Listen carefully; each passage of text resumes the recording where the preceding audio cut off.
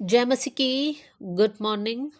आज सुबह प्रभु का वचन हमारे लिए लूका का सुसमाचार अध्याय 5 आयत 12। The gospel of Luke chapter 5 verse 12 आपके लिए पढ़ना चाहती हूँ। जब वो किसी नगर में था तो वहां कोढ़ से भरा हुआ एक मनुष्य आया और वो यीशु को देखकर मुंह के बल गिरा और विनती की, हे प्रभु, यदि तू चाहे तो मुझे शुद्ध कर सकता है। इस आयत में हम एक व्यक्ति को देखते हैं जिसके शरीर में कोढ़ है और वो यीशु को देखकर यीशु से कहता है कि हे प्रभु, यदि तू चाहे तो मुझे शुद्ध कर सकता है। यहाँ पर इस आयत में और आगे बढ़ने से पहले उस समय का नियम क्या था। अगर कोई इंसान के शरीर में कोढ़ लग जाए तो नियम ये था कि उनको अपना परिवार, अपना गांव, अपना नगर को छोड़कर दूर शहर के बाहर, नगर के बाहर उनको अकेले में अपना जीवन बिताना होता। इतना ही नहीं, अगर उनको कहीं चलना है, अगर वो लोग सड़क पे चल रहे हैं और उन्होंने देखा कि सामने से कोई आ रहा है तो उनको जोर जोर से चिल्लाना पड़ता कि मैं अशुद्ध हूं, मैं अशुद्ध हूं। तो सामने वाला इंसान इस बात को सुनकर इस कोढ़ से पीड़ित व्यक्ति से दूरी बनाकर आगे चलकर जाते थे। तो यहाँ पर हम देख सकते हैं कोढ़ से पीड़ित होना मतलब एक बहुत बुरा परिस्थिति में फंस जाना। वो इंसान अकेले में रहना पड़ता है उसको, अपने परिवार से दूर, अपने दोस्तों से दूर, अपने समाज से दूर। उसको कोई प्रेम नहीं मिल रहा है, उसके जीवन में अकेलापन है। वो अपने आप के जीवन को देखकर उसको ऐसा लगता है कि मैं त्यागा हुआ हूँ। मुझे कितना निंदा सहन करना पड़ता है क्योंकि वो अपने आप को अपने आप के बारे में वो कहता है मैं अशुद्ध हूँ, मैं अशुद्ध हूँ। सबके सामने चिल्ला चिल्ला कर बोलना पड़ता था। मतलब ऐसे एक जीवन जीना मतलब बहुत बुरा हाल में फंस जाना। लेकिन यहां पर हम देख सकते हैं जब ये कोढ़ से पीड़ित व्यक्ति, और सिर्फ थोड़ा बहुत कोढ़ नहीं है, 12वीं आयत का फर्स्ट लाइन में लिखा है वहां कोढ़ से भरा हुआ एक मनुष्य, मतलब उसके पूरे शरीर में कोढ़ है। उसके उंगलियां कोढ़ के कारण गल कर गिर गया होगा, उसके पैर के उंगलियां, हाथ के उंगलियां, उसके नाक, उसके कान, सब कुछ जो है कोढ़ से वो भरा हुआ है। उसको देखने में ही लोगों को घिन लगता होगा क्योंकि उसका इतना जो उसका रूप है वो बदल गया इस बीमारी के कारण। और ये समाज के अंदर नहीं आ सकता, लोगों के बीच में नहीं आ सकता, ये गांव वालों के बीच में नहीं आ सकता। अगर वो आया तो उसका दंड बहुत बुरा था। लोग उसके ऊपर पत्थर फेंक कर उसको मार डाला जाता था क्योंकि ये डर होता था कि ये बीमारी दूसरों को भी फैल जाएगा। इसलिए कोई ऐसा इंसान को टच तक छूता भी नहीं था, दूरी रखकर चलता था।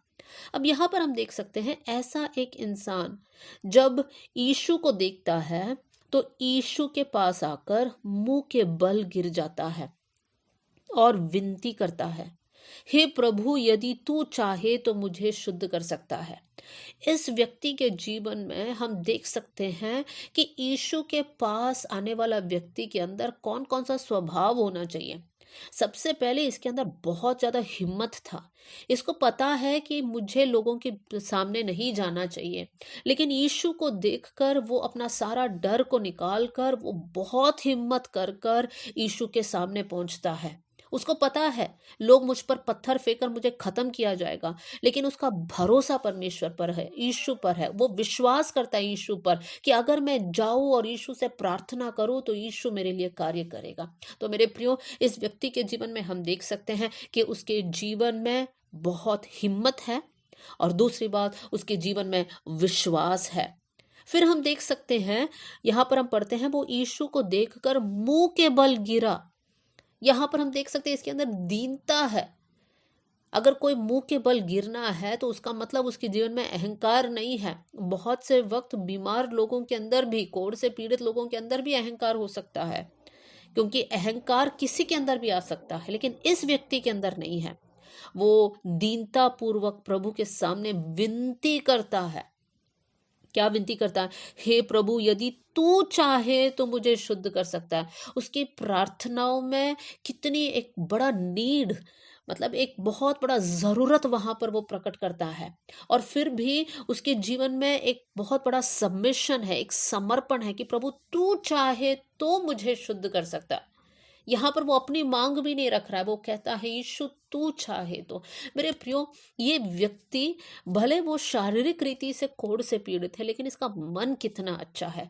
वो यीशु के सामने आके शिकायत नहीं कर रहा है, तूने मेरे जीवन को ऐसा क्यों किया, मेरे अपने मुझे क्यों छोड़ा है, मेरे जीवन में इतना अकेलापन क्यों क्यों है, मेरे जीवन का मतलब क्या है, मेरे जीवन का मकसद क्या है, ये कुछ भी नहीं कहता है, लेकिन वो अपनी ज़रूरत को प्रभु के सामने रखता है।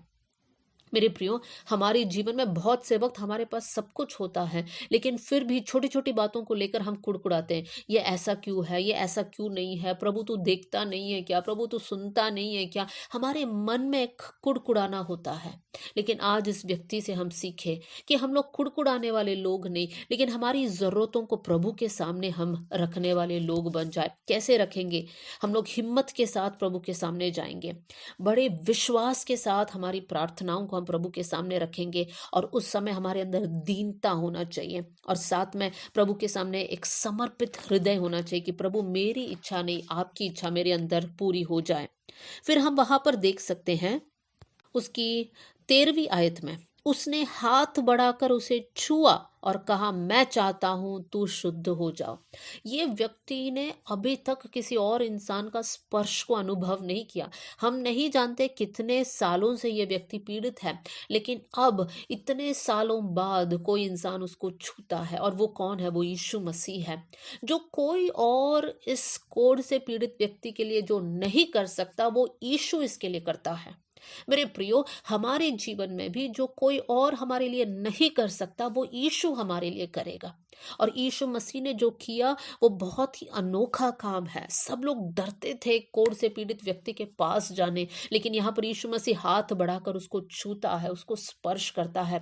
मेरे प्रियो, हर एक इंसान, हम लोग प्रेम को चाहते हैं, एक दूसरे से प्रेम को चाहते हैं, अपनापन को चाहते हैं। हमें बहुत अच्छा लगता है अगर कोई हमारे कंधे पे हाथ रखकर कहे सब कुछ ठीक हो जाएगा, या फिर हमारे अपने आकर गले लगाकर हमसे प्रेम प्रकट करे, या एक हैंड शेक करे। हमको बहुत अच्छा लगता है, क्योंकि इंसान जो है ऐसा प्रभु ने बनाया है कि हम एक दूसरे को प्रेम दें और दूसरों का प्रेम को हम एक्सेप्ट करें। और ये इंसान ऐसा है जिसको प्रेम नहीं मिला, लेकिन यीशु मसीह ने सारे उस हिंड्रेंस को तोड़कर इस व्यक्ति को छूता है, और ये बिल्कुल ठीक हो जाता है। मेरे प्रियो, एक और बात यहाँ पर मैं जोड़ना चाहती हूँ। शारीरिक कोढ़ एक बीमारी है, वैसे ही आत्मिक जीवन में पाप एक बहुत बड़ा बीमारी है। शारीरिक रीति में देखा जाए तो कोढ़ के लिए कोई ट्रीटमेंट नहीं है, इंसान कुछ भी नहीं कर सकता है। उस समय पर लोगों को जो है दूर रखा जाता था, ताकि वो लोग अपने हाल पर जिए और बाद में वहीं पर वो लोग मर जाए। मेरे प्रियो, पाप ऐसा एक बड़ा रोग है जहां पर इंसान हमारे लिए कुछ नहीं कर सकता, कोई हमारे लिए कुछ नहीं कर सकता, कोई टेक्नोलॉजी, कोई भी अधिकार हमारे लिए कुछ नहीं कर सकता, लेकिन यीशु मसीह केवल ऐसा परमेश्वर है जो हमें हमारे पाप से हमको माफी देगा, हमको चंगाई और छुटकारा देगा। तो आज हमें ये समझना है, जैसा कोढ़ एक शारीरिक बीमारी है जो इंसान को खत्म कर देता है, वैसे ही पाप एक आत्मिक बीमारी है जो इंसान को अनंत मृत्यु की ओर लेकर जाकर उसका जीवन नाश में ले जाता है। लेकिन धन्यवाद हो यीशु मसीह का, जिन्होंने अपना हाथ को बढ़ाया और हमें स्पर्श किया, जिन्होंने अपना जान हमारे लिए कुर्बान किया। हम जो लायक नहीं थे, हम जो मृत्यु के दंड के योग्य थे, यीशु हमारे लिए मरा। यीशु ने वो प्रेम हमको प्रकट किया, और आज हम प्रभु के संतान हैं। मेरे प्रियो, आज वचन सुनने वाले कोई भी है तो मैं आपको एनकरेज करना चाहती हूँ, केवल यीशु है जो पापों से क्षमा देता है। उस बात को हम समझें। इस घटना से हम एक और बात को देख सकते हैं, वो ये है, संभावना है कि ये व्यक्ति यहूदी है, वो इज़राइल का है, लेकिन उसकी चंगाई वहां का कोई भविष्यवक्ता या वहां का कोई लीडर या नेता कोई नहीं कर पाया, सिर्फ यीशु मसीह कर पाया। मेरे प्रियो, बहुत से वक्त हम कहते हैं हमने मसीह परिवार में जन्म लिया तो हम तो विश्वासी हैं, लेकिन वैसा नहीं है। आपने मसीही परिवार में जन्म तो लिया होगा, लेकिन पापों का उद्धार व्यक्तिगत रूप में हमें प्रभु से पाना है। सिर्फ मसीही परिवार में जन्म होने से हमारा उद्धार नहीं होता है। आज हम प्रभु के सामने जाएंगे और हम प्रार्थना करें। स्वर्गीय पिता, आज का वचन के लिए हम धन्यवाद करते हैं। ये वचन हरेक के जीवन में कार्य करने पाए। अगर आज ये वचन सुनने वाले कोई भी प्रभु जी अकेलेपन से होकर जा रहे हैं, या ऐसा एक अनुभव से होकर जा रहे हैं जिनको ऐसा लगता है कि हमको सबने छोड़ दिया है, हम लोग निंदा सहन कर रहे हैं, एक बहुत बड़ा शर्मिंदगी को हम सहन कर रहे हैं, कोई हमारे लिए कुछ नहीं कर सकता, तो प्रभु आज ये वचन उनको हिम्मत देने पाए। आप अपना हाथ को बढ़ाइए, उनको छू लीजिए परमेश्वर, और उनका जीवन को बदल दीजिए, उनको पूर्ण चंगाई दीजिए कर कर मैं प्रार्थना करती हूँ। जो मानसिक तनाव से होकर जा रहे हैं, मानसिक चंगाई दीजिए प्रभु। जो शारीरिक दिक्कत से होकर जा रहे हैं, शारीरिक चंगाई दीजिए कर कर मैं प्रार्थना करती हूँ प्रभु जी। जो आत्मिक रूप से पीछे हटे हुए हैं, या अब तक आपको उद्धारकर्ता के रूप में नहीं स्वीकार किया है, प्रभु आप उनके जीवन में बहुत बड़ा काम कीजिए कर कर मैं प्रार्थना करती हूँ। आपने हमारी प्रार्थना सुन ली, इसलिए धन्यवाद। आदर और महिमा आपको देते हुए यीशु के नाम से हम मांगते हैं, amen. God bless you all. जय मसीह की।